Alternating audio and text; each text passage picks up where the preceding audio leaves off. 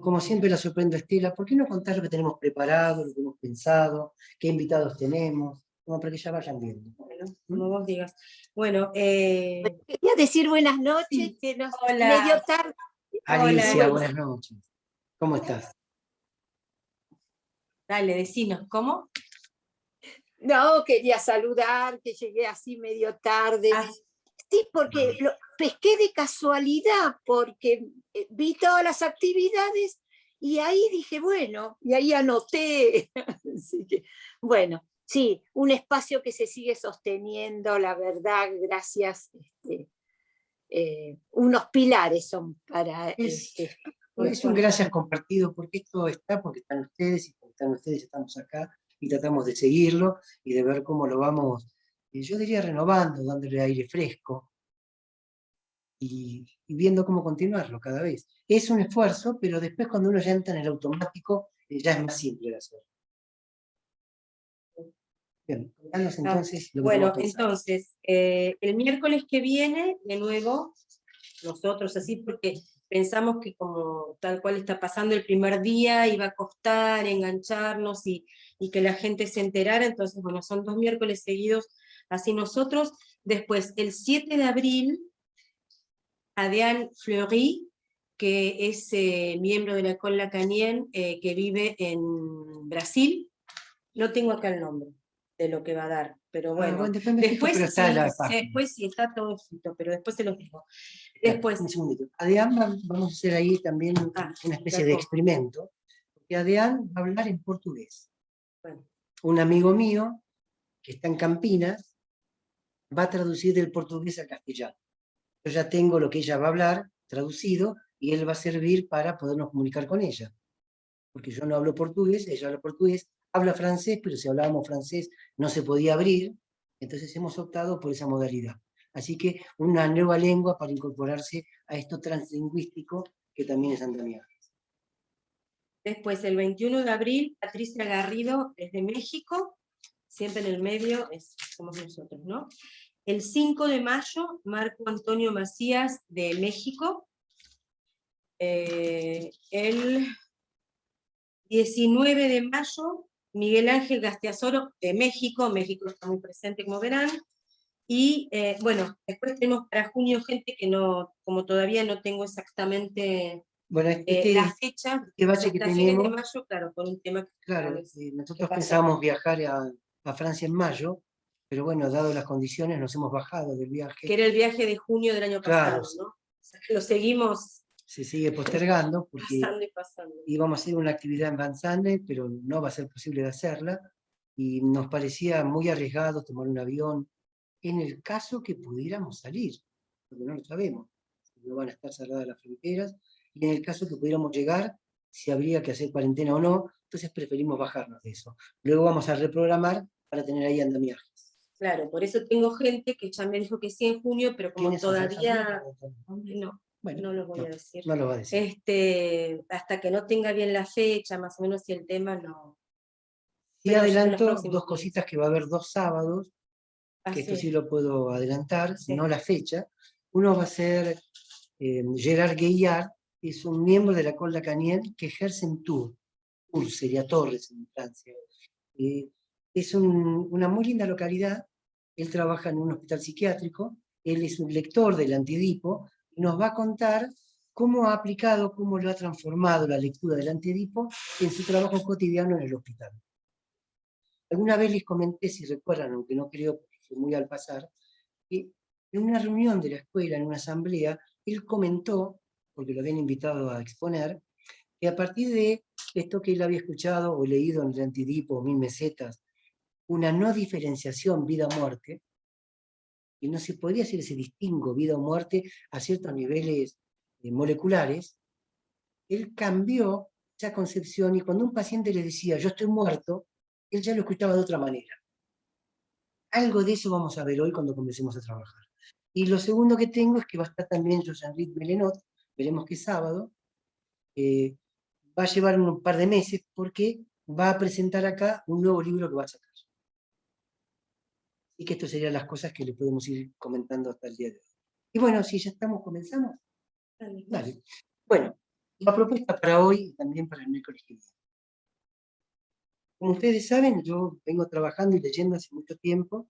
La otra vez veíamos con Estela, ¿cuánto tiempo atrás comenzamos a leer cuestiones del Antiedipo?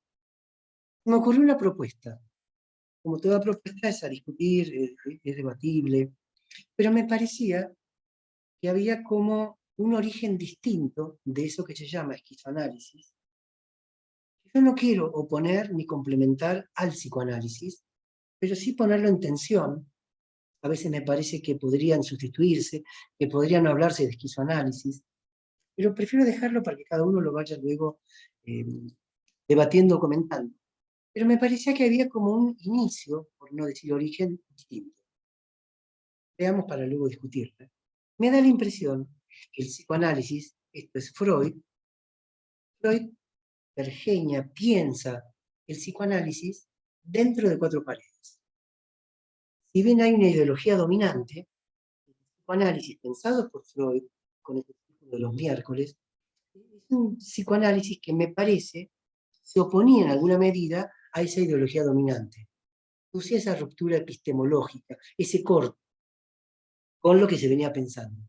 No obstante lo cual, me da la impresión, es un origen o un inicio, quizás sea mejor hablar de inicio, que se da en 4 paredes. Freud con su paciente. Un devenir psicoanalista de Freud, de la neurología al psicoanálisis. Obvio que él tiene que inventarlo, porque no tiene dónde leerlo, pero lo que él va construyendo, lo construye él como analista. Y se construye dentro de esas 4 paredes, él y su paciente. Quizás podríamos decir, él y su paciente histérica, como para poner allí un primer contacto. Un primer lazo. Él desde de la hipnosis, dejando la hipnosis y entrando a pensar este método que luego será el método psicoanalítico propuesto por él. Pongo el énfasis en un hecho que ocurre dentro del consultorio. Me dirán, ¿por qué digo esto? Y lo podemos debatir hasta no lo sostenga después. Simplemente para abrir. No es lo mismo lo que ocurre con el esquizoanálisis. El esquizoanálisis tiene su inicio en un afuera. Sé que cada cosa que digo es cuestionable, les pido que me sigan en lo que digo, no se puede cuestionar, porque yo me escucho y puedo decir, afuera, adentro, no existe, ¿qué es esta definición? ¿Cómo va a haber afuera, adentro, banda de medios? Pero quiero marcar algo que ocurrió en las calles, tributario de un efecto de un acontecimiento ocurrido en las calles de Francia, en París, en mayo 68. Hoy lo que quiero comentarles es esta cuestión política que produjo el mayo 68. Y cómo Antiedipo, 1000 mesetas, y gran parte de la obra de estos 2 amigos, Deleuze, Guattari, es un efecto directo de eso que ocurrió en ese momento desordenado, de esa máquina social parisina cultural, que puso en jaque un montón de cuestiones durante unos años. ¿Dónde buscar este inicio? Bueno, pues allí. En el post-68. De hecho, el texto de Antiedipo es muy efecto de eso que ocurrió en las calles. Si yo me detengo en Guattari, Pierre Félix Guattari, es un militante, o fue un militante de izquierda, era un hombre de la calle. Cuando digo de la calle es esa gente que sale, y ahora entenderán por qué, de ese entorno familiar. De hecho, él decía que tenía 2 nombres. Pierre en su familia, Félix afuera. Afuera de ese adentro familiar. Primera disquisición, uno podría decir, vivimos todos desde que nacemos en un adentro. Adentro de la familia, adentro de la escuela, adentro del club. No hay chicos por allí solos, siempre está en un adentro. Entonces lo que se construye como psicoanálisis sería un psicoanálisis de ese adentro.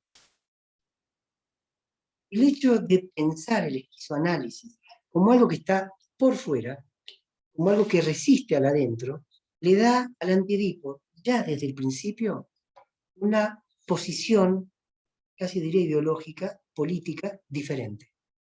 Es un hecho de colectivo, un hecho de grupo, un hecho de dispersión, es un hecho de intensidades. Por eso el subtítulo es Capitalismo y Esquizofrenia. Es un hecho esquizo. Vamos a leer, porque vamos a leer la primera página y media del Antiedipo, cómo uno puede encontrar estas cuestiones que se van jugando allí. No es un hecho, si me permiten, burgués, lo que se conoce en París o en Francia como bobo, burgués, bohemio. Es un hecho que ataca, delata, pone en jaque la misma noción de familia. Y propone otro modelo para pensar lo que sería el análisis. Yo no opongo uno a otro, para mí no es cuestión de anti-nada. Estoy con poca garganta porque tuve que dar un curso en Zoom para Querétaro. Yo decía, es un antibiótico, no es antipsicoanálisis. Viene a plantear otro modo, es una denuncia de un psicoanálisis que se recostó en un familiarismo. Después lo discutimos. Entonces, una hipótesis sería, esto ocurre afuera. Félix Guattari es alguien del afuera. Produce afuera, produce apertura, no cierra, abre.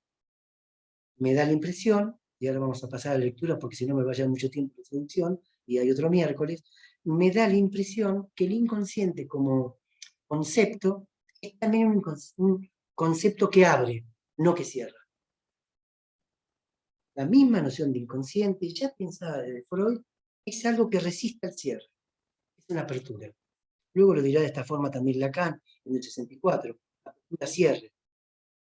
Es un hecho de apertura, es una conmoción, es una perturbación. Entonces, a partir de esto, voy a tomar el Antiedipo. No, léelo vos el Antiedipo. Yo lo voy a seguir en francés.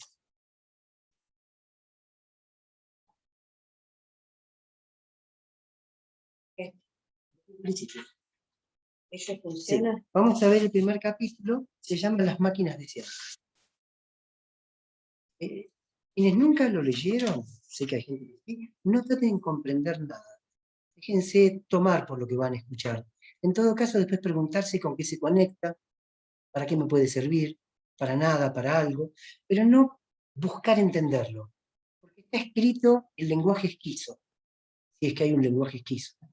Para señalar, es un libro que descompone, no que compone. Un libro que abre, no que cierra. Y ya desde las primeras páginas tiene este efecto. Yo te sigo en francés, vos en castellano. Dale. Ello funciona en todas partes. Bien sin parar, bien discontinuo. Ello respira. Ello se calienta. Ello come. Ello caga, ello besa. Qué error haber dicho él, ello. Ahí ya tenemos un pequeño problema, que es complejo, porque en francés es le ça, cédil, a, se traduciría como el eso. Los editores en castellano del Antiedipo ponen el ello. Sería también para debatir qué diferencia hay entre el ello, si es que la hay, y el eso, o si del alemán, la traducción que creo que hace Lacan, es el eso. Esto lo dejamos para después comentarlo. Pero acá están diciendo eso, ¿no? Qué error, dice en francés, haber dicho él, marcarlo como un sujeto, como algo, el eso. Y, sobre todo, criticar el singular. También lo tenemos cuando decimos el inconsciente o lo inconsciente. Pareciera que es uno, no múltiple.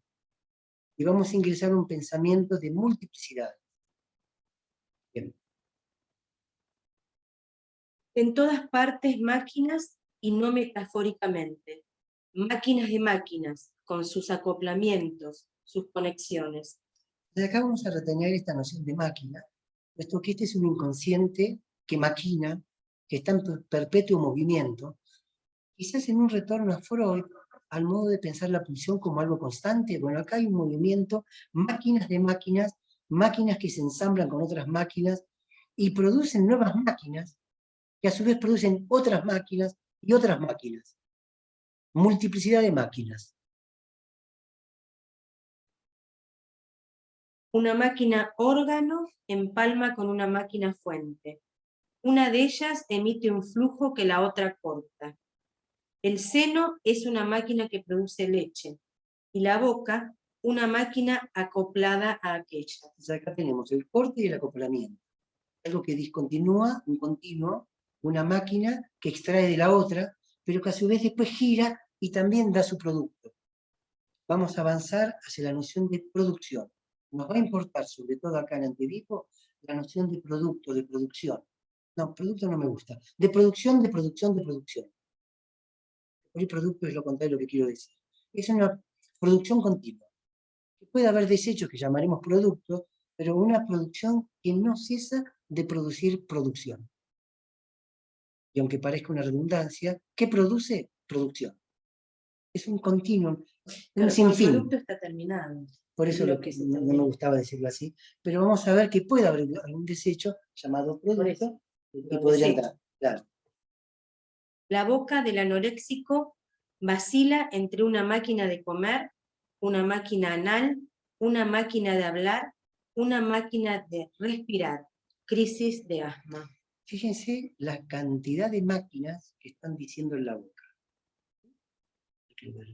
La boca del anoréxico duda o vacila entre una máquina de comer, una máquina anal, una máquina de hablar, una máquina de respirar. ¿Alguna vez pensaron que en la boca tengamos tantas máquinas? Jesús nos preguntaba cómo estábamos con la pandemia. Me hace recordar algo ahora. Un médico que dijo, en la boca y en la nariz tenemos una fábrica de virus. Aquel que contagia está fabricando virus. Es una máquina, podríamos agregar, contagiante, de contagio, conectada con partículas que nos invaden y que a su vez transmitimos. Máquina de máquina de máquina de máquina. Máquina sin fin. En cierto punto hasta angustia pensar. De este modo, todos bricolars, cada cual sus pequeñas máquinas. Hay un tema con bricoleur. Es muy difícil de traducir. En un trabajo que tuvimos que traducir de François Gendreau, quizás comenté algo la sesión que viene, sobre el presidente Schreber y el capítulo 1 del Antedipo. Cuando me tocó traducirlo, acá en el castellano no está traducido, dice somos todos bricoleurs. Insisto, es muy difícil. Como si fuéramos todos arreglatutis, nos tenemos que arreglar. Creo que en España dicen manotas. Manotas sería alguien que se las ingenia. Como que cada uno se tiene que ingeniar con esto que le está pasando. Que tiene varias cuestiones, yo voy a enfatizar una en particular. Es una implicación con la vida de cada quien, como que uno no pudiera escaparse del hecho de estar vivo. Algo se tiene que hacer con esto.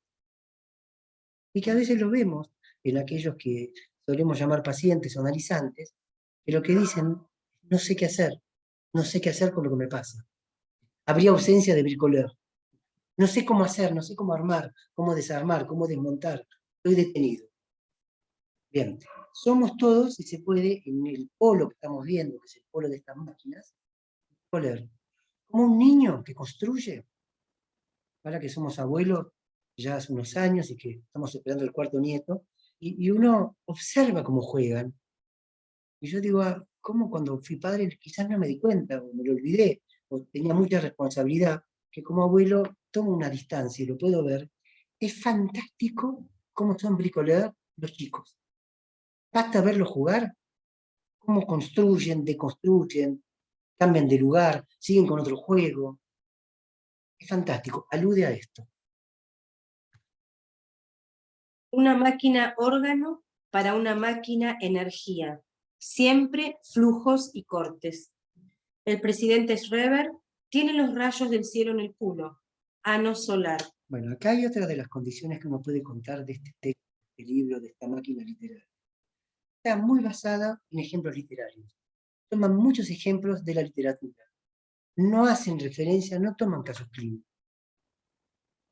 en el sentido psiquiátrico del término. Van a buscar este mecanismo esquizo en la literatura. Encontramos uno. las memorias del presidente Daniel Paul Schroeder. Uno de los tantos que ellos van a citar, tanto en este Antiedipo como en 1000 mesetas. Yo creo que también es una apuesta a buscar por fuera, ya que hablábamos del fuera, por fuera del psiquiátrico, por fuera del consultorio.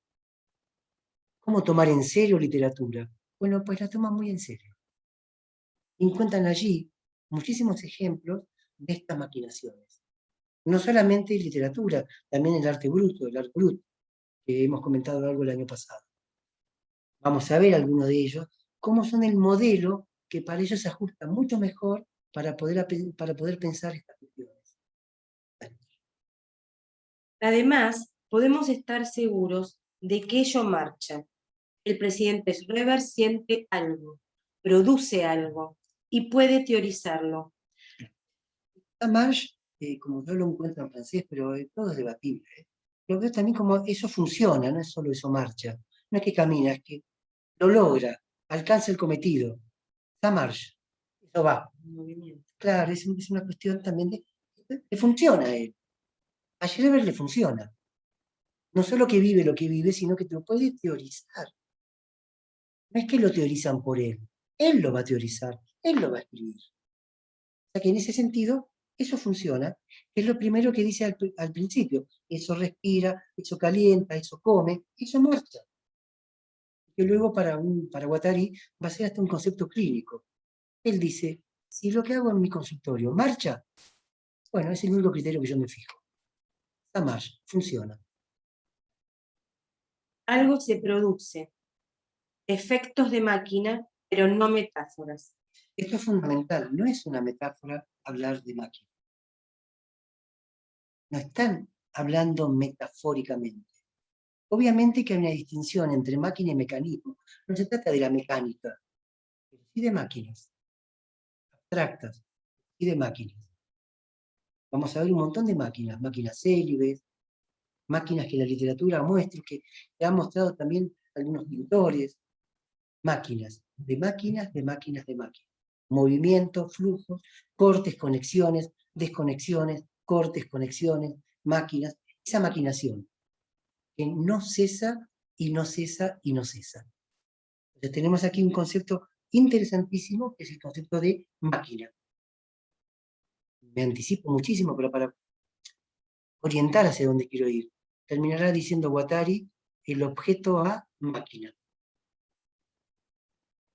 El objeto A como parte de esta máquina, maquinando, haciendo mover. El paseo del esquizofrénico es un modelo mejor que el neurótico acostado en el diván. Un poco de aire libre, una relación con el exterior. Acá está lo que decía antes, volver a un exterior, salirse, tratar de ir más allá, salir de ese adentro en el cual estamos permanentemente metidos, desde niños. Y ojo, no es solo una cuestión, no sé si les pasa a ustedes, también a veces uno siente que está en un adentro teórico, que hay un adentro teórico del cual no se puede salir. Y ese adentro teórico también asfixia, porque hay cosas que no se podrían decir porque son mal escuchadas, porque parece que uno está atacando, o que estás cuestionando, como que hay un adentro de la teoría, se repite, se repite y se repite. Qué difícil es abrir y salirse. Bueno, creo que lo que ha hecho Freud fue abrir y salirse, aunque luego quede atrapado. Creo que lo que ha hecho Lacan es abrir y salirse, aunque luego quede atrapado. Guattari, Deleuze, quizás nosotros mismos, tratar de abrir y abrir y abrir. Por ejemplo, el paseo de Lenz, reconstituido por Buchner. ¿Querés leerlo a partir de ahora vos? Porque ella preparó... Sí, pero es muchísimo. No, pero no importa. No es Tenemos eso, tiempo. digo que es mucho, Mientras lo buscas. mucha información. Vamos a poner el énfasis en la promenada. En este paseo, disculpa si por ahí estoy demasiado con el lenguaje francés, me parece que promenade es más que un paseo. Es como un salir, irse, irse, irse. No es algo que voy y vuelvo, es algo que me dejo ir. Se están diciendo, el paseo esquizo es un mejor modelo que el neurótico recostado sobre el diván. Como si dijéramos, Para Deleuze Guattari, la histeria condensa, junta. Lo esquizo abre, abre, abre. Y les parece mejor modelo ese que el neurótico recostado en el diván. Bueno, no sé por dónde No, querés que no, empiece, no. porque en realidad es complejo. Tendríamos que hablar del autor, Dale. que es Bruckner, que es quien escribió este paseo, digamos, esta historia de Lenz, y de Lenz también. No sé por dónde empezar, la verdad que son tantas cosas. Bueno, digamos que Lenz, empecemos por ahí, a ver, nació en 1751 en Moscú y muere en 1792. Creo que en Berlín, no me acuerdo. Pues me fijo. Murió muy joven, a los 24 años, en realidad no pude averiguar de qué murió exactamente, pero murió en la pobreza, apareció muerto en el medio de la calle, y en realidad no se sabe muy bien por qué. Él venía, él venía de una familia muy, espera, decimos un minuto porque Bueno, se le me sigo va, leyendo porque ya espera se que le se fue. me borró. Lo que estábamos diciendo era que el Estaba paseo pensando otra esquizofrénico cosa. era mejor modelo. Sí, Entonces lo que va a decir dale, Deleuze y Guattari, después Estela lo va a ir completando. perdón. Claro, él dice, por ejemplo, el paseo de Lenz, que es un personaje, que es alguien que existió, pero está en un cuento de Buchner, que es quien lo recopiló, dice, tiene diferentes momentos donde él se encuentra con el buen pastor. Imagínense a alguien que se va de la sociedad y elige irse a los montes, a la naturaleza. ¿Vieron cuando uno dice, me quiero salir, me quiero conectar con la naturaleza, me quiero ir a la costa, me quiero ir allá? Bueno, él se va, pero de una manera muy particular, al punto que quiere desconectarse hasta con sus orígenes. En ese intento de desconectarse con sus orígenes, va a llegar a estar con un pastor, que después nos contará, que lo quiere convencer de lo contrario. Entonces les voy a leer lo que dice acá en el texto, Sí, en no me angélico. Lenz se encuentra con el buen pastor, que intenta volverlo a poner en sociedad, que vuelva a tomar nota de lo que es la sociedad. Y la sociedad, dicen, es una relación con Dios de la religión. No habría sociedad sin Dios de la religión. Es una relación con su padre, es una relación con la madre. En cambio, él, donde está, sigo acá el texto de Antedipo, está en las montañas. Él está en contacto con la naturaleza, él está en la nieve, él está con otros dioses, o sin ningún dios, sin familia, sin padre ni madre. Está con la naturaleza. Deleuze y Guattari señalan, textual, ¿qué quiere mi padre? ¿Me puede dar algo mejor que esto? Que la naturaleza, que esa conexión que él está haciendo, que esa pura sensación, esa pura intensidad. Imposible, dice Lenz. Déjenme a mí en paz. Esto es lo que citan Deleuze y Guattari. ¿Puedes ya aclarar algo más? Sí, me uno a lo que vos decís. Vale. Voy a decir, empiezo por otro lugar distinto al que había pensado. Él era hijo de un pastor protestante, Lenz, ¿sí?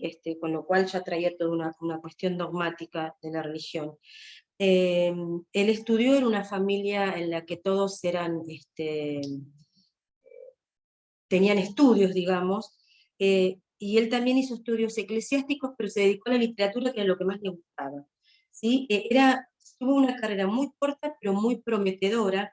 Él cuando estuvo en Estrasburgo, digamos, creó un movimiento de literatura que se llamaba Sturm und Drang, no sé cómo se pronuncia, porque es alemán, pero este movimiento literario es un movimiento que se basaba más en la intuición y en el sentimiento que en el razonamiento, ¿sí? En la capacidad de razonar, o el raciocinio. Tanto es así que tanto empuje tuvo este movimiento literario, que fue tomado en otras partes de la sociedad, incluso como forma en contra de del despotismo político, por ejemplo, era tomado este movimiento. Tuvo un furor muy grande y él era uno de sus más grandes precursores. Conoció a Goethe, había quienes en su época, pensemos en 1700 y pico, decían que él era un mal imitador de Goethe, y otros decían que en realidad era superior a Shakespeare, qué sé yo, se decía de todo relacionado, pero lo que sí se quedaba claro que él causaba impresión en quien lo leía, era muy importante la forma que tenía de escribir. De hecho, escribió dos grandes obras, que son las más conocidas, El preceptor y Los soldados. Y lo interesante de esto es que él se reía o tomaba de forma como irónica a la burguesía, ¿sí? Y siempre tomaba historias de personas que eran como más comunes, más de todos los días, y contaba sus historias cotidianas, ¿no? Pero siempre muy cercano, o más cercano a la naturaleza, más que a lo humano. Parece ser que en un momento, como que, según los dichos de esa época, ¿no? Como que enloquece y entra como en un periodo de lo que se llamaba en ese momento de frenia, y es ahí cuando va a... En realidad se dice que él va a las montañas y va a la naturaleza, pero otras partes dicen que en realidad fue expulsado de su comunidad porque ya estaba como muy delirante, como que iba por las calles hablando, diciendo cosas que como inapropiadas. De ahí es donde se va a un lugar donde había un cura, por así decirlo, que ahora no me acuerdo, Oberlin, esperen que me voy a buscar el nombre, Oberlin, ahí está, Oberlin, que es en base a los escritos de este Oberlin, que después Buchner hace esta historia de Lenz. Bueno, él ahí, como leyó Eduardo, tuvo un contacto muy fuerte con la naturaleza, como él era muy intuitivo, se sentía muy cercano a la naturaleza y se sentía como muy tocado por todas las cosas que sucedían, pero siempre las cosas que sucedían más a nivel como emocional, digamos. El ejemplo que ponen ahí, o una de las cosas más destacadas que le suceden, es que, por ejemplo, él se entera que hay un bebé que falleció, era que hay un bebé que murió en la comunidad cercana a donde él estaba, y parece que esto lo puso tan mal que salió al campo a buscar a ese bebé para ver si lo podía resucitar. Y en uno de sus llamados delirios, parece que se encuentra con el bebé y se siente como poseído por algo así, como una cuestión mística de Dios, y quiere resucitarlo. Cuando se da cuenta, vuelve, se termina el delirio, y vuelve a esa realidad, podemos decir, que lo rodeaba, se siente muy compungido y desilusionado. Todas las veces que él tenía estos delirios, Oberlin, el pastor lo trataba como de traer. De hecho, lo trataba bastante mal cuando él tenía esas ideas suicidas, porque también estaba tan decepcionado de la vida y no encontraba salida a su sentir, que pensó muchas veces en el suicidio, y el pastor lo trataba de sacrílego, de sátiro, de un montón de cosas. Bueno, tanto insiste este pastor y tanto insiste en él esta necesidad de contacto y de vivir su propio mundo, digamos que él desiste de seguir ahí y se va. Se va y vuelve a la ciudad, y bueno, y después de un tiempo es que él aparece muerto por ahí, ¿no? Y no sé, no quiero hablar más de Bruckner porque es como demasiado, me parece. No, pero está bien lo que estás marcando, esta cuestión de la naturaleza, esta cuestión de la sociedad, cierta oposición, naturaleza, sociedad, y vamos a ver, seguir leyendo Antilipo ahora, cómo lo van marcando, pero en el castellano yo te decía. Pero además él decía que a él le aparecían las cosas, ¿no? Como que se le aparecía el árbol, todo eso. De vuelta al paseo del esquizofrénico. El paseo del esquizofrénico es un modelo mejor que el neurótico acostado en el diván. Un poco de aire libre, una relación con el exterior. Por ejemplo, el paseo de Lenz, reconstituido por Buchner. Por completo diferente de los momentos en que Lenz se encuentra en casa de su buen pastor, que lo obliga a orientarse socialmente respecto al Dios de la religión, respecto al padre, a la madre. Es como querer volverlo al Edipo, a alguien que quiere copular con la naturaleza. Y este buen pastor uno podría pensar en algún analista de aquellos que están en estas iglesias, queriéndolo llevar nuevamente a cierta normativización edípica, a cierto equilibrio entre papá y mamá, que luego se replique en la sociedad. Él al principio como que entra en estos diálogos, sí, y tienen diálogos como muy fructíferos con el pastor, pero finalmente cuando él va pensando y va entrando en estas cuestiones de Dios y toda esa normativización de la cual él estaba absolutamente ajeno, porque él rechazaba todas las normas, recuerden que dijimos que no era racional sino intuitivo, entonces no le cerraba lo que el pastor le decía, y ahí es cuando entraba de nuevo en un proceso delirante, iba a la naturaleza y era un ida y vuelta que no podía. Fíjate que él dice acá, en el paseo, por el contrario. Claro, está en las montañas, bajo la nieve, con otros dioses o sin ningún dios, sin familia, sin padre ni madre, con la naturaleza. Y volvemos a meterse en la naturaleza, a contrapartida de lo que el pastor lo está llevando. ¿Qué quiere mi padre? ¿Puede darme algo mejor? Imposible, dejadme en paz. Esto es lo que decía, ¿no? Todo forma máquinas celestes, las estrellas o el arco iris, máquinas alpestres que se acoplan con las de su cuerpo. Ruido ininterrumpido de máquinas.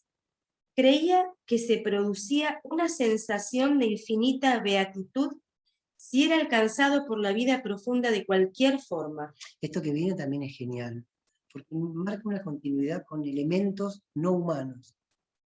Por eso le estaba acercando a la naturaleza y alejado de lo humano. Vuelvo.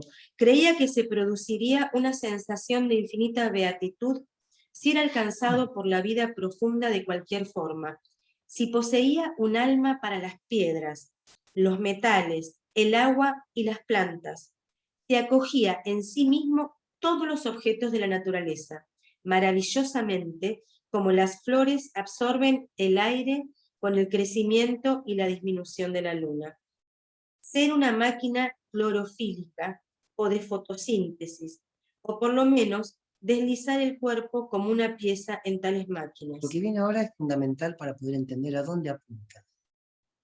Lenz se colocó más allá de la distinción hombre-naturaleza, más allá de todos los puntos de referencia que esta distinción condiciona. Claro, porque ¿quién hace la distinción entonces hombre-naturaleza? ¿De dónde sacamos esta idea que seríamos algo diferente de la naturaleza? ¿Qué nos ubica como por encima de la naturaleza? Porque creemos que somos más que una hormiga, más que una piedra. Y por eso se la quiere dominar. Bueno, pero esto me lleva a pensar en Donna Haraway. También, es que vamos a conectar. Sí, claro, nos contó. Entonces, le pongo el énfasis a esto, ¿no? Lenz se colocó más allá de la distinción hombre-naturaleza. Más allá de todos los puntos de referencia que esta distinción condiciona. Claro, es un imperativo. Tan pronto yo conozco esto, me ubico del lado hombre y no del lado naturaleza. Estoy leyendo. No vivió la naturaleza como naturaleza, sino como proceso de producción. Esto también es fundamental. Ya no hay en él el distingo hombre-naturaleza, ni siquiera la palabra naturaleza le sirve a él, sino la palabra producción. Él es parte de esa producción. Genial como lo ponen. Vive la naturaleza de esta manera. Por eso les decía, ver los chicos jugando es verlos vivir, pero de una vida casi plena, aunque queda como algo muy idealista, como tomar esa energía, como estar acoplado a ese mundo que luego lo social, que luego esta distinción hombre-naturaleza, nos vuelve hombres civilizados. Es decir, usamos zapatos y no pisamos más el piso, pisamos el zapato. Ya no existe ni hombre ni naturaleza, únicamente el proceso que los produce a uno dentro del otro y acopla las máquinas. En todas partes, máquinas productoras o deseantes, las máquinas esquizofrénicas, toda la vida genérica. Yo y no yo, exterior e interior, ya no quieren decir nada. Que es una barbaridad. Es un extremo, es realmente el extremo del extremo. Vamos a leerlo de nuevo. Ya no existe ni hombre ni naturaleza. únicamente el proceso que los produce a uno dentro del otro. Por eso es que en la primera página está este cuadro de Lindner, que es Boy with Machine, que es un chico con una máquina, que el chico es parte de esa máquina. De ahí la ilustración que han tomado para la publicación del libro. Únicamente el proceso que los produce a uno dentro del otro y acopla las máquinas. En todas partes máquinas productoras o deseantes, las máquinas esquizofrénicas, toda la vida genérica, 2 puntos. Yo y no yo, exterior e interior, ya no quieren decir nada. Es un inconsciente que no significa, es un inconsciente que no habla, es un inconsciente que no hace sentido, es un inconsciente que produce. ¿Y qué produce? Producción. Se empieza a caer lo que ellos llaman el teatro de representación edípico, y aparece un inconsciente que produce, y produce, y produce. Digamos un poco más. Comitiva del paseo del esquizo, cuando los personajes de Beckett se deciden a salir. En primer lugar, hemos de ver cómo su propio andar variado es asimismo una máquina minuciosa. Y luego la bicicleta. ¿Qué relación existe entre la máquina bicicleta bocina y la máquina madre ano? Hablar de bicicletas y de bocinas, ¡qué descanso!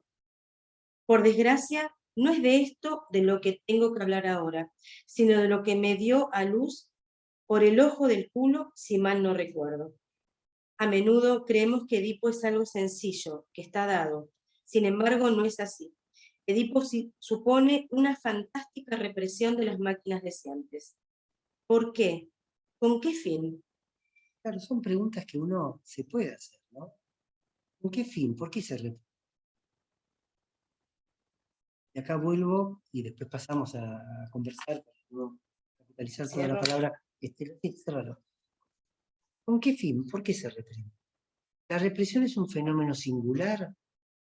¿Soy yo que reprimo?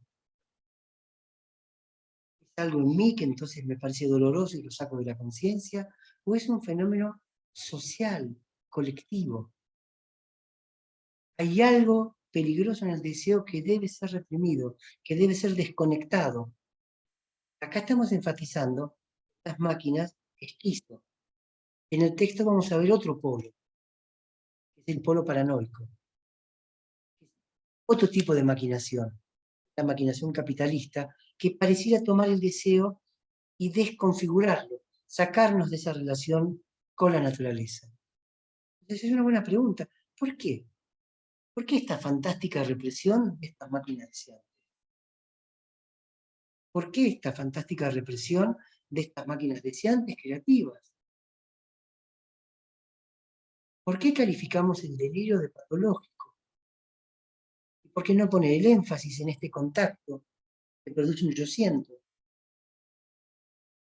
¿Y a dónde queda el yo siento? A veces tengo la idea como que el yo siento se descarta. No importa lo que uno siente, importa lo que uno intelectualiza. Pero es lo que estaba en contra de Lenz. Es lo que estaba en contra de Lenz. Vos ves por qué lo toma. Porque con digamos, un libro, una novela, un escrito, que tiene que ver con algo biográfico, sin embargo están mostrando esta conectividad, esta conexión con estas máquinas. A mí me fascina, yo me pregunto de dónde sacaron esta visión, cómo hicieron. Claro, después cuando ves que leen a los surrealistas, están en contacto con ciertos artistas, de ahí van sacando estas cuestiones. Vamos ir viendo las citas que van haciendo y vamos encontrando cómo han podido escribir de esta manera que en cierta forma asfixia. Uno no encuentra la puntuación correcta, tanto en el francés como en el castellano. Es muy difícil de leer, es muy difícil de hacer sentido. Es difícil de poder hacer un resumen de esto. Y ustedes me dicen, bueno, ¿qué puedes enfatizar? Y realmente es muy difícil. Todo parece tener una conectividad con otra conectividad, como si el libro mismo estuviera construido con máquinas pequeñas que se van ensamblando. Sí, rizomáticamente, micromáquinas que producen macromáquinas, que a su vez producen micromáquinas, y que también vienen en macromáquinas, y no se saldría de eso. Por eso dicen hacer ruido, es un permanente ruido de máquina, que obviamente no se escucha, como si fuera una música, no sé cómo decir, cósmica, una conexión con materia y con energía. Y ahora pasamos al debate con ustedes. ¿De dónde sacamos que no somos materia y energía? ¿Qué pensamos que somos un yo, centrados con una razón? Y aún más, ¿cuánto perdemos por este pensamiento? ¿Cuántas conexiones no vamos a hacer? ¿Cuántas lecturas no vamos a hacer? ¿Cuánto cuesta? ¿Qué precio se paga por esta organización social, al modo del pastor Oberlin, que nos mete papá, mamá, el jefe de la fábrica, del partido político, seguir un líder, el cura? Yo lo veo mucho en el psicoanálisis. No en ustedes, no en la gente que estamos. Hay cierto psicoanálisis religioso. Hay cierto psicoanálisis donde hay que hablar de una manera o de otra. ¿Cuánto cuesta esto? ¿Cuánto impide que uno pueda hacer otro tipo de conexión? Bueno, acá la propuesta para hoy. Abrimos al debate, a que digan lo que tengan ganas, a criticar, cuestionar, sobre todo conversar. Ya podemos. Bueno, los escuchamos. Primero puedo decir algo, Sí, claro. antes de ir a buscar el vino. Vos dijiste que esto ya lo veníamos hablando hace mucho. Digo esto y te dejo una pregunta. Porque ahora vimos todos que hay como hace un par de años, más, pero como hubo como hay como una relectura, una reaparición de Deleuze Guattari. En el último tiempo una explosión, ¿no? En el ambiente psicoanalítico. ¿Por qué se dará esto? Esa es mi pregunta. Y en relación a que cuánto hace, nosotros estamos viendo, justamente buscando archivos para ver esto del paseo de Lenz, como ya lo habíamos visto hace tiempo. Por supuesto no encontré el archivo, pero encontré otras cosas. Y vi que en el 2011, o sea, hace 10 años, a Andamiajes vino Marcelo Citelli a hablarnos de las máquinas de Jean Tinguely, ¿no? Que es el curador de toda la obra de Jean Tinguely y Miquel Sanfal. Después, eso en el 11. En el 2013 pasamos la entrevista de Deleuze Guattari, ahí todo en camarín. En el 14 hicimos circular, que lo tengo si alguien lo quiere, qué sé yo, bueno, el glosario del esquizoanálisis, el esquizoanalítico, que lo traducimos al castellano. Y después en 2014 y 2015, entre otras cosas, estos son los archivos que encontré así viejos, en el 2014 la contienda, ¿te acordás? Que hicimos con Adolfo Benjamín como árbitro y Graciela Graham, uno defendiendo el psicoanálisis, a Lacan, y el otro, que eras vos, no, atacando no, sino defendiendo la postura de Deleuze Guattari. Y yo, Adolfo era el juez y yo era el árbitro parcial. No podía ser imparcial. Lo hicimos 2 veces, o sea que hace mucho que estamos viendo esto, ¿no? ¿Y por qué ahora este auge? ¿Qué pasó? ¿Por qué se volvió? Porque no es que es nuevo, o sea, Deleuze Guattari, claro, es su momento, bueno, por eso, pero como que quedó medio ahí, y hace un tiempo hubo un auge otra vez. No sé, podría tratar de, no sé si de responder la pregunta, porque... No es una. Me parece que el psicoanálisis, si lo consideramos clásico, Freud, Lacan, empieza a apagar y necesita conectarse con otras máquinas que lo van refrescando, que lo van reactualizando. Creo que hay una gran vigencia del texto de Antedipo. Ellos pensaban que escribían para gente que tenía 15 años en ese momento, y bueno, habría que ver entonces, si no es la edad esta que tenemos ahora, que podemos acceder. Yo confieso que una vez tomé este texto, hará 20 años, 25 años, y lo dejé, me parecía imposible de leer. Claro, en un curso que había dado en la UBA, era imposible, dijo, esto no. Y ahora lo veo de otra forma. Entonces, ¿por qué tendrá ahora alguna vigencia mayor?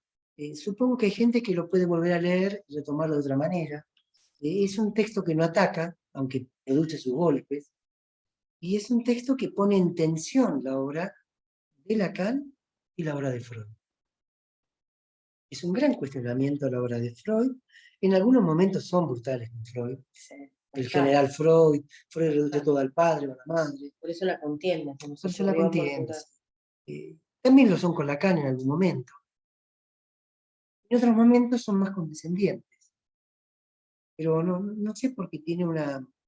Hay como una relectura últimamente de Antedipo y Mil Mesetas. Pienso que será por lo que aportan, por las conexiones que brindan. Yo le escuché decir a Mayet Viltar, una vez que fuimos a un Place Public, que la idea era tensar para que se produzcan posibilidades discursivas nuevas. Que la idea no es aplastar, sino tensar un discurso con otro, conectarlos. Y me parece que se producen cosas. En lo personal, y otra gente lo ha escuchado, produce una escucha clínica, no quiero decir distinta porque es muy pretenciosa, pero quizás más amplia. A mí me pasa esto, por ahí otra gente ya tenga la escucha amplia sin leer esto. Pero le cuento un testimonio de lo que me ocurrió a mí y he escuchado a otra gente que le ocurrió esto. Por ejemplo, a Gaillard cuando dice, y ya no puedo escuchar a alguien que me dice estoy muerto, como un delirio, sino como una forma, otra, intuitiva quizá, de hablar. Se cae cierta cuestión de la psicopatología. Por otro lado, se rompe la idea de experto. Y yo sé que en el psicoanálisis Aluch se ha cansado de decir no hay experto, el lugar paria del psicoanalista.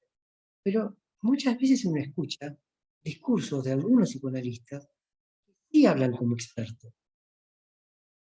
Bueno, no hay manera de hablar como experto con este texto. ¿Cómo se habla de experto que en Guattari, en Deleuze? Bueno, quien se presente como tal. Pero así que este señalamiento tuyo, no sé, pero veo que hay muchos cursos que se Sí, y están dando algunos, las respecto de propuestas esto. muy interesantes. Pero a mí me ¿Sí? llamó la atención que hayan surgido así como Bueno, en si un alguien momento. quiere aportar algo, los escuchamos. Voy a buscar. Dale.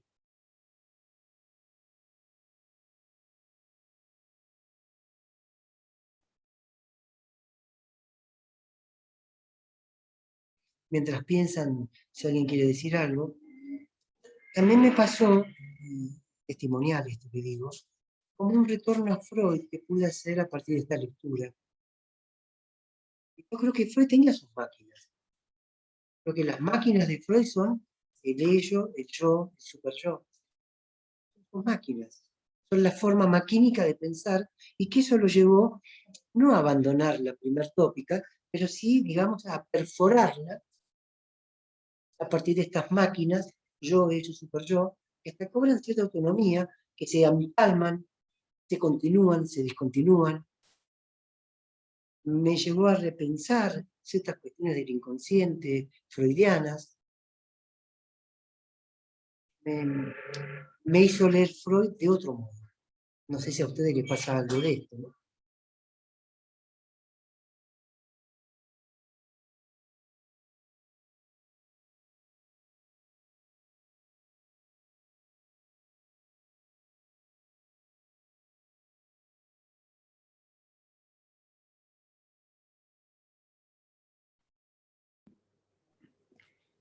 Quiero decir algo. María Eugenia, buenas noches. Hola, hola a todos. Bueno, varias cosas me surgieron, ¿no? Muchas cosas. Lo primero que registré es que no sé, iba a decir que no me parece justo, y la palabra no es justa, pero así me pasó, que me parece que no, Lacan y Deleuze sí, creo que se puede hacer como una comparación, aunque después creo que se salda mucho con la topología de lo adentro, de lo afuera y los espacios abiertos.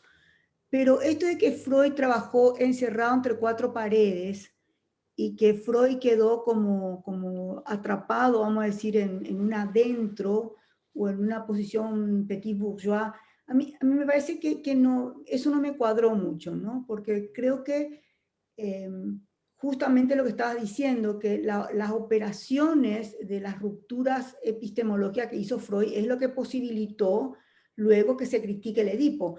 Yo estoy totalmente de acuerdo con la crítica al Edipo, ¿eh? O sea, pienso que una de las cosas más importantes que yo leí en el Antiedipo, precisamente, que rompió con esa estructura judeocristiana de la familia Sí, sí, occidental, papá, mamá, hijos. O sea, y ahora la vigencia de Deleuze y Guattari es impresionante porque las familias precisamente están totalmente articuladas de otra manera. sí. Y eso se ve.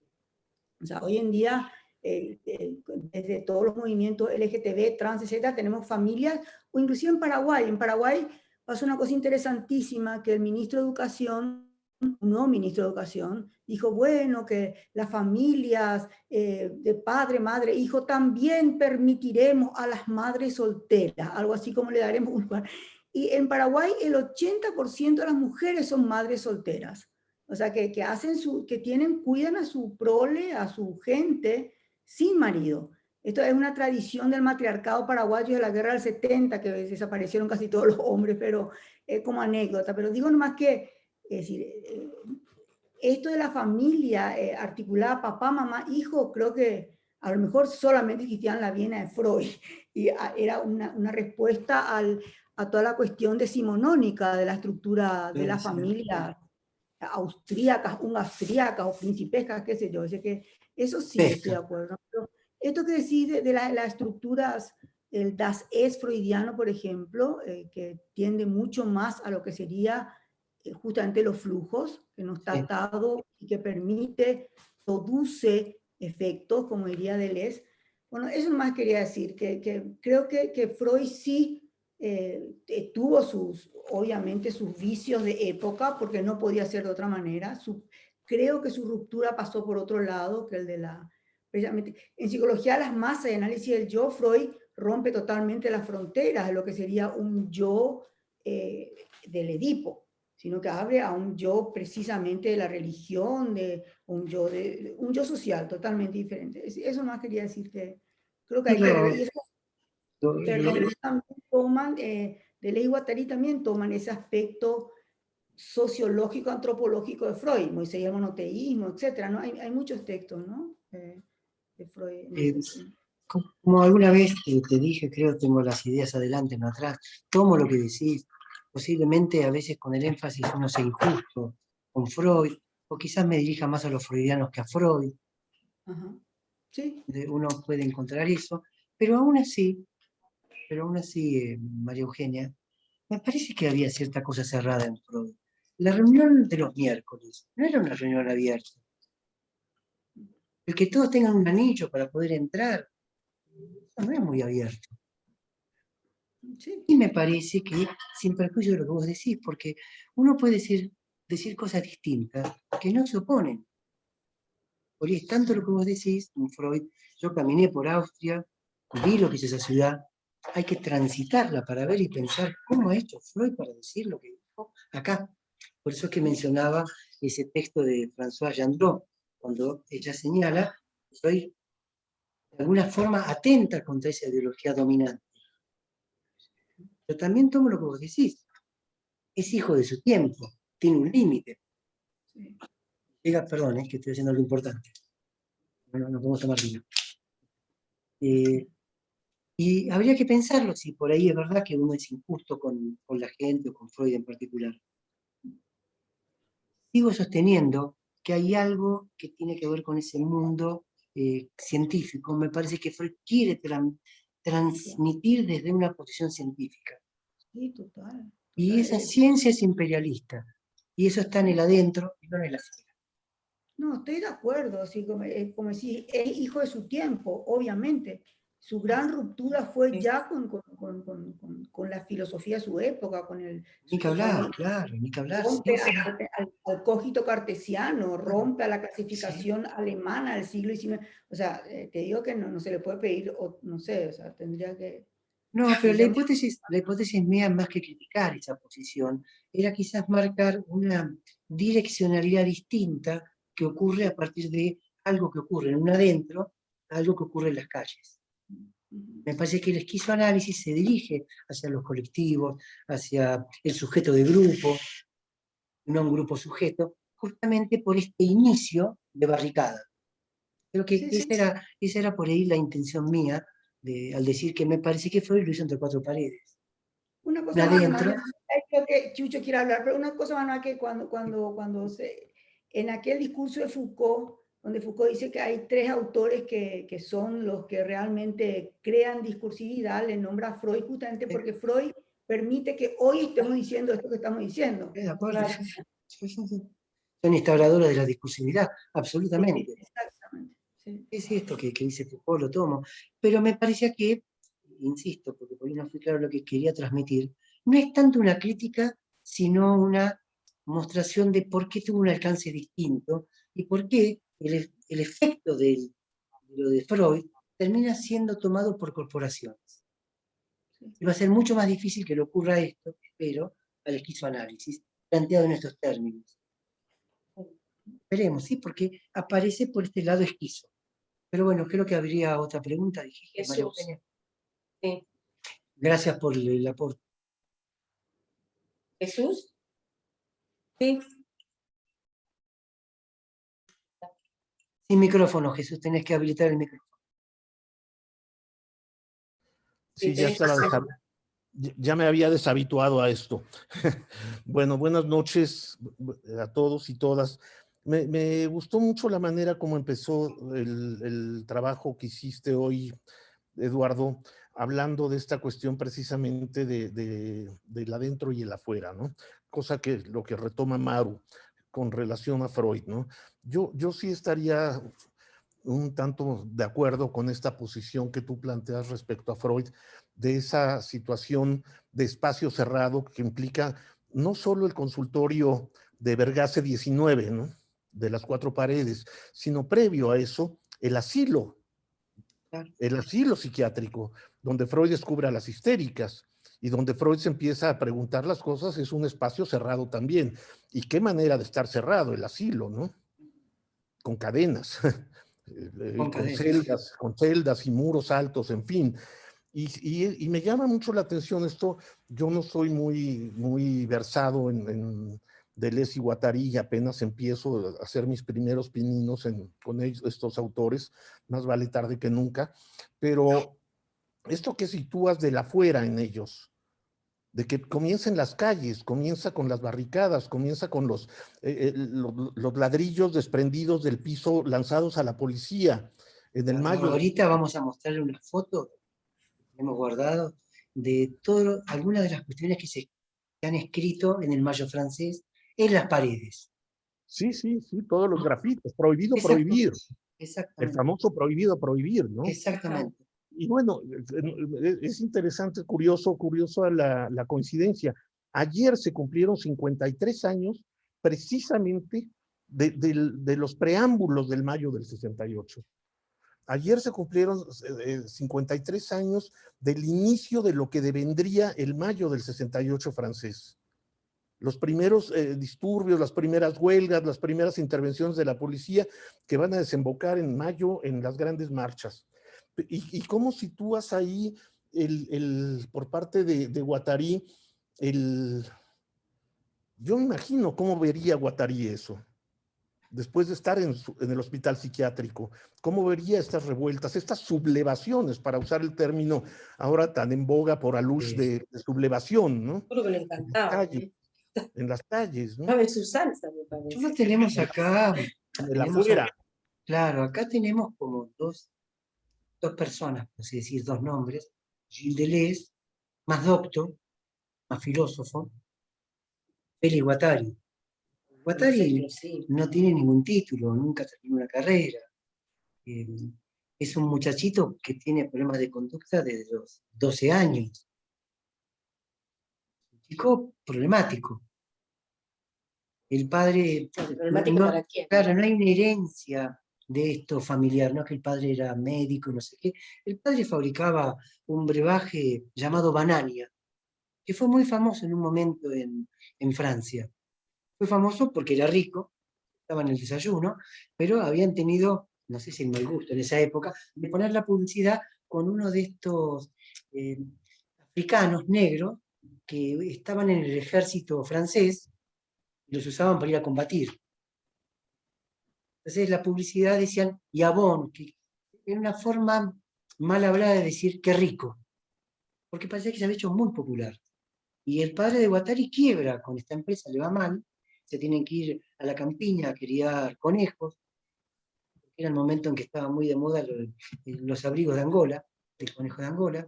Después eso, el nylon o el rayón hace perder esa empresa, cae el padre y quiebra de nuevo, se vuelven a París. Y Guattari crece entre, creo que comer los conejos, como tenían para comer. Y Guattari crece ahí. Escapa de la casa, va a las barritas, están las banditas.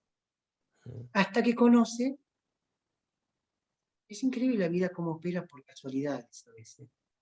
Hasta que conoce al hermano de Jean Ury, Ferdinand Ury. Ferdinand Ury es un pedagogo, pero un pedagogo muy particular, de esos que no están a favor del sistema oficial.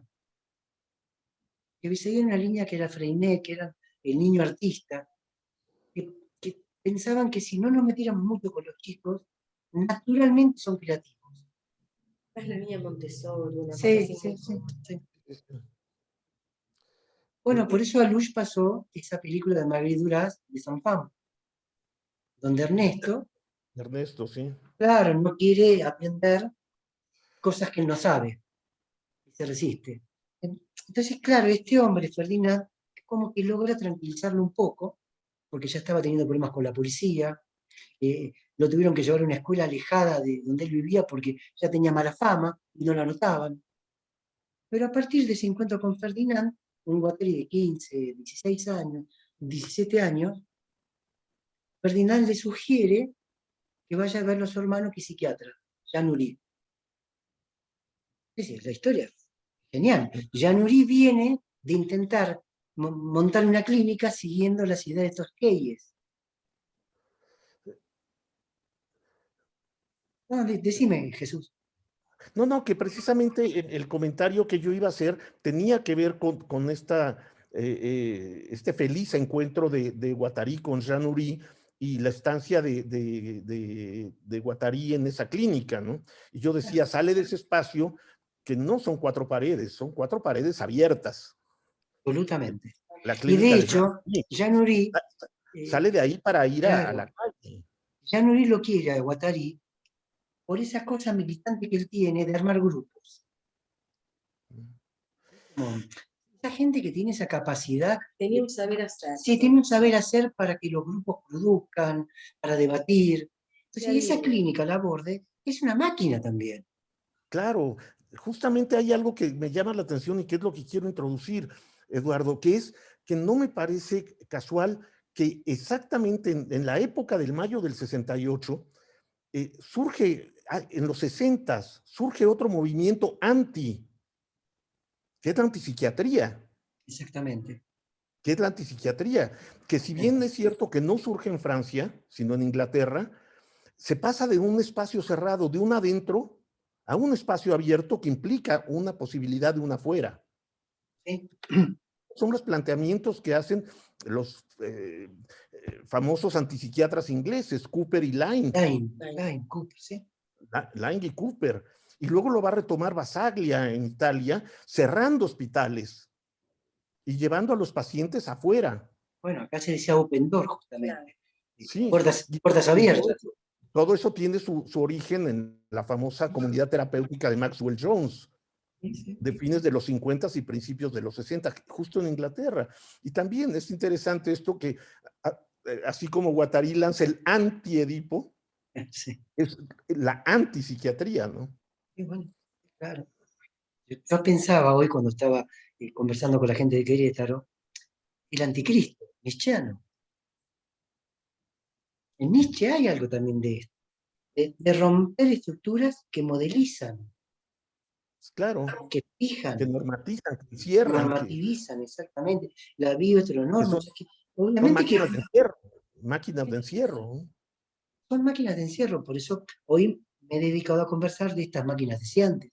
Hay otras máquinas que podríamos llamar encerrantes, que es todo el polo paranoico. Exacto. Polo paranoico que mete miedo. También generan resistencia, porque es por ellas que aparece todo. Bueno, si esta gente pone el proceso esquizo, no la esquizofrenia como entidad clínica, domesticada en un hospital, embrutecida con medicación, sino un proceso que es indomesticable. Nosotros no nos damos cuenta, pero el loco, el levantamiento en términos de luz del loco, es cuestionar todo un sistema. ¿Cuánto se mueve en torno a la locura?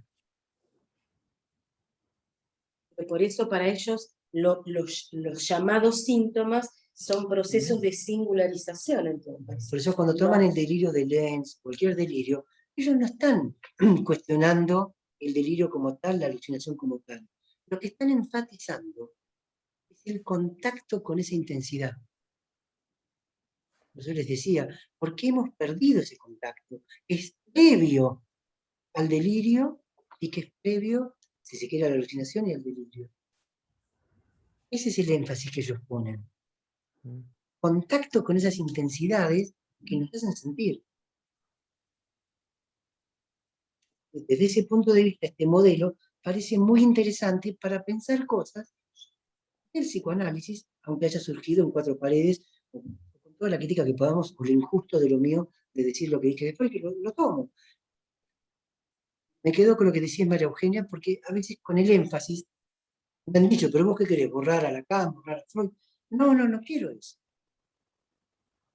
Cuando lo escucho digo, no, pará, baja un cambio. Y yo he sido lector y enamorado de ellos. Bueno, ella es testigo de agarrar a Freud y tratar de leerlo todo lo que uno pueda, a Lacan. Toda la maravilla que resultaban esos textos cuando eran vírgenes para uno. Y confieso después, aunque lo he discutido esto alguna vez con Jorge Baños, que sí, me aburrí de Lacan. Me aburrí de la repetición. Como ver una película tantas veces. Quizás sea una ineptitud mía. Quizás no le encuentre más cosas y las tenga. Creo que será mi propia deficiencia mental que me impide extraer algo más. Pero cuando me conecto con estos textos, lo que veo es un aire nuevo. Esto podría responder a lo que vos me decías. Esta posibilidad de pensar de otro modo. Alicia, vos tenías una pregunta, Sí, creo. sí. Disculpa, porque yo me pongo a hablar. Ya. Sí, yo quería, porque como nunca escuché estas máquinas, el paseo, la calle y lo abierto, ¿no? Pero más allá que de lo abierto y cerrado, topológico, si no me parece el paseo y la calle como un dispositivo. Digo como un dispositivo porque, mira, si tomamos, por ejemplo, lo surrealista, en uno de los seminarios, Alush, no me acuerdo por qué motivo, en qué temática, pero había tomado una serie de performance que hicieron los surrealistas en la calle. En la calle. Mayo del 68, en la calle. De mayo del 68 también puedo decir que en el 18, acá en Buenos Aires, que se hizo en Mar del Plata, que se sigue haciendo para la fecha de febrero, que se hizo en todo el mundo, recordando, se cumplían ¿cuántos años? En el 18 se cumplieron los 50 años de mayo del 68, ¿no? Bueno, y se hizo en la playa, se hizo en el museo, de Mar del Plata, en la playa. Y ahí las ponencias estuvo Judith Ravel, varios pensadores, músicos, poetas, escritores, gente del arte, cuestiones también políticas. O sea, esta cosa, un dispositivo abierto, ¿no? Abierto y de distintos lugares. Pero voy más atrás. Sócrates, iba por las calles interpelando, se ocupan de sí, bueno, se ocupan de sí los paseos. Y no hace un tiempito, dieron en el Bafisi, es un festival del cine independiente, donde varios pensadores, entre ellos estaba Judith Butler, estaba Zizek también, y bueno, y los conceptualizaciones o las maneras iban iban por la calle dialogando, o sea, sacando ese corcelete de la academia, del escritorio. Por eso digo que es poco decir si adentro o afuera. Me parece que es un dispositivo no que da aire, ¿no? Me parece que decir que da aire, ¿no? Que es fresco. Bueno, y otro paseo también tengo. En la hermenéutica del sujeto, sobre la meditación, hay un paseo, como un cuento donde hay un sacerdote, ¿no? Un cura, y un maestro zen. ¿No? Entonces van caminando, ¿no? Por la calle, por un jardín, y el cura dice, ay, lo que es mirar este cielo, esta naturaleza, gracias, Dios mío, gracias a Dios que has creado esto. Y el maestro Zen dice, esta naturaleza que me contiene, que puedo vivirla, ¿no? ¿Cómo? Están en un espacio abierto y cómo sigue cerrado claro. sigue cerrado, ¿no? Que gracias a Dios totalmente. que pude. ¿No? Entonces me parece que pensar esta máquina, ¿no? O este paseo como un dispositivo, ¿no? Que además me parece que lejos de contradecir, ¿no? Como que va retomando. Bueno, ni que hablar Hugo Cohen con como toda esa ley de salud mental, donde ya el nombre también era personas que tienen padecimientos psíquicos, o que no es enfermo mental, ¿no? Y cómo se convoca, bueno, esto que cómo se convoca a las escuelas, a la industria, al comercio, bueno. Esto que decís, ¿no? Alicia, me hace pensar lo siguiente. La que viene, por ahí vamos a empezar con apenas 1 minuto o 2 de la parte final de la entrevista que mencionaba Estelia, que le hizo la TV griega a Guattari. ¿Por qué tomaría esa parte final? Porque es cuando él habla de su depresión. Es cuando él dice, yo entré en una depresión. Cuenta lo que fue para él aplastarse en esa depresión, pero cuenta también cómo extrajo un saber de esa depresión. Es decir, cómo hizo algo con esa depresión que le permitió construir otra cosa diferente que la depresión. Uno diría, che, no hay que deprimirse. ¿Por qué no? Claro, hay que curar al depresivo. Es lo que quiero decir, que claro. le apunta es a eso. Claro, que la gente no sufra, que la gente no padezca. Que está mal estar depresivo. Y la gente sean televisores. Claro. La vida es sufrir, es padecimiento, es la depresión, es la locura. Por eso creo que lo que estábamos leyendo con Estela es apenas la primera página y media del anteedipo. Fíjense lo rico que es. Podríamos estar 20 años leyéndolo. Es un mar. Más o menos. Y bueno, más de 10 así. Es un mar que no se agota nunca. Pero ¿qué decís? ¿Qué están señalando ahí de ese Guattari? El presidente Schreber, él teorizó lo que le pasaba. Él hizo algo con eso. No un médico que diga, usted lo que tiene es tal cosa. Le puso palabras. Claro, pero él A mí me recuerda algo que vamos a hacer con Piegari, que no sé si ahí está. En la última Opacidades sale una traducción mía sobre un trabajo que hizo Melenot sobre el libro rojo de Jung.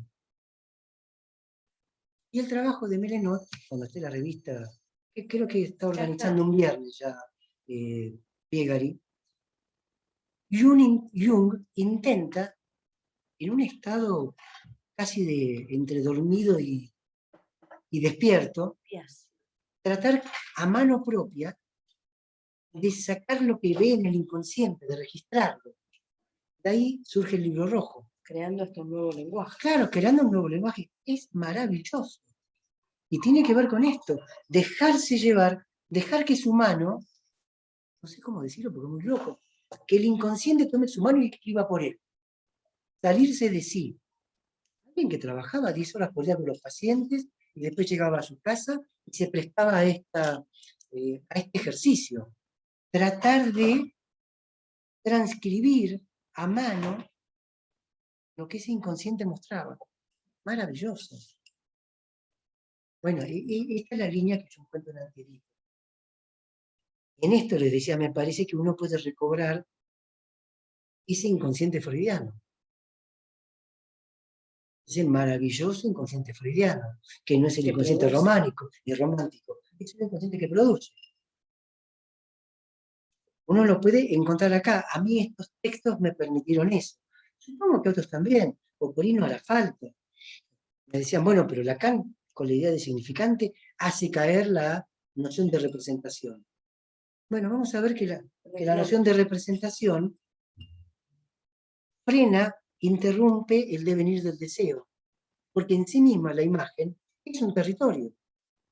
Yo no sé qué es lo que dijo Maru, porque yo justo fui a buscar el vino, No, eso no pero algo, bueno, si yo no era en relación a injusto, Freud. claro, al pensar Por que Freud eso, son cuatro paredes. me pareció que tenía que ver con eso, porque también este tema de la representación es un tema como álgido en Freud. Pero si nos basamos, pero era lo que tenía, me parece que ahí se nota el momento en el que él vivía. Pero si nos basamos en esto que decimos recién, que para Freud era un inconsciente productivo, absolutamente improductivo, y en movimiento por la pulsión, que no tiene invierno, no tiene verano, no tiene día, no tiene noche, o sea, me parece que ahí sí está un Freud muy cercano hasta esto. Claro. Digamos, ahí sí, Maru, me parece que somos injustos en decir. Pero que ¿sabes Freud... dónde está por ahí no la crítica? Lo que yo quiero señalar no es en el descubrimiento de Freud, es la forma en que lo pudo transcribir. Pero era la única forma que tenía. No sé si yo tengo una lapicera, perdóname, yo que siempre lo veo, si tengo una lapicera azul lo voy a escribir en azul, si tengo una lapicera roja lo escribo en roja, si tengo las dos lo escribo en multicolor. Pero en me parece que en ese momento había literaturas que podían pescar sí, pero inconsciente. él estaba muy en la clínica, él estaba también muy en el consultorio, entonces me parece que esto también le hacía el proceso secundario, la forma que él quiere anunciar, la historia dice que él escribía los casos cuando venían los pacientes, los escribía y después los pasaba inmediatamente. Sí, los pacientes. O sea, era un trabajo arduo, digamos, más tener que mantener a la familia, más todos los problemas de la época. O sea, me parece, Maru, estoy de tu lado. No, pero no hay lado. No, pero quiero decir, no está en lado, pero quiero decir que lo poco que escuché, no sé si tiene que ver con eso, pero yo tomo de Freud esto que me parece, que fue como darnos cuenta. Yo me di cuenta realmente del inconsciente que hablaba Freud al leer esto. La crítica que se está haciendo desde el Antiedipo es alojar allí un teatro de representación. Para mí el Edipo es la mayor crítica. Bueno, pero es que justamente el Edipo está ahí. Esa triangularidad de la que se puede ese es el teatro de representaciones griegos. Ahí es donde empieza la tragedia griega. Y no ubicar allí un escenario de repetición. Pero repetición al modo de Deleuze, como aquello que puede producir la diferencia, no mediatizado por fantasmas ni por fantasías. Él propone la repetición, pero es una repetición que siempre cae en papá, mamá, hijo. No hay vuelta de hoja. Es complejo, la obra de Freud. Que si no se le cae todo. Claro, la obra de Freud es una obra muy compleja. Y basada en eso. Uno también se puede pasar la vida leyéndola. Siempre se decía que Lacan era más difícil que Freud, yo no creo eso. Freud es realmente complejo. Porque si lees muy el complejo. como era tan buen escritor, tiene textos que son maravillosos de lectura, son obras literarias, pero si te metes con el proyecto de psicología, es complicadísimo, de seguirlo, entenderlo. Son producciones enormes. Pero eso no implica que uno no pueda criticar algo, claro, o pensar dónde uno mismo se traiciona a uno mismo. Pero es criticar por cuestionar. No es tenemos que dejarnos de cuestionar. Claro, lo que criticar dijeron. en sentido kantiano, es hacer un estudio Bueno, por eso. profundo, como la crítica de Sí, la pero hay razón. gente con la que no se puede hablar porque si bueno. lo dijo Freud, lo dijo Freud. Si lo dijo Lacan, lo dijo Lacan. No se permiten esta cuestión. Por eso no sé si criticar es la palabra, porque suena como cuestionarnos ciertas cosas. Y Es decir, a ver, ¿por tensar, qué? es llevar esto a terrenos de mayor aire, como decía Alicia, de poder volver a pensar, esto que señalaba Jesús, lo de la afuera, cuando yo se lo escucho a Jesús, digo, yo dije Claro. eso, me permite escuchar Bueno, eso lo que es yo normal. dije, porque cuando hablo no me puedo escuchar. Hay como un corte entre lo que uno habla y lo que uno está diciendo. Pero lo podés escuchar en alguien que te lo está diciendo, digo, claro, yo quería significar esto.